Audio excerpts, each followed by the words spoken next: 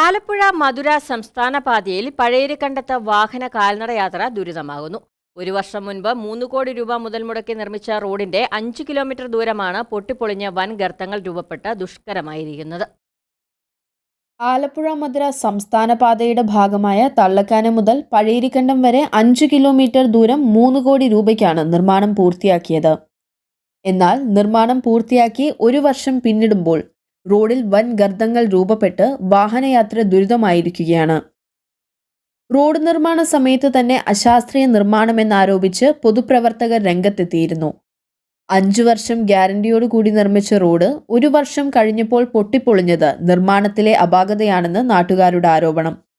ആലപ്പുഴ മധുര ദേശീയപാതയുടെ ഭാഗമായി തള്ളക്കാനം പഴയരിക്കണ്ടം ഭാഗം 5 കിലോമീറ്റർ കഴിഞ്ഞ ഒരു വർഷവും ഒരു മാസവുമായി ഇതിൻ്റെ ടാറിങ് വർക്കുകൾ പൂർത്തിയായി.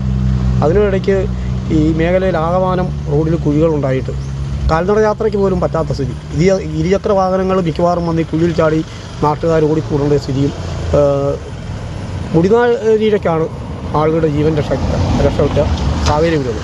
എത്രയും വേഗം അത് അടിയന്തിരമായി കോൺട്രാക്ടർക്കെതിരെ നടപടി സ്വീകരിച്ചുകൊണ്ട് ഈ കുഴികൾ അടച്ച് യാത്രായോഗ്യമാക്കണമെന്നാണ് നാട്ടുകാരെന്ന നിലയിൽ ഞങ്ങൾ പറയുന്നത്.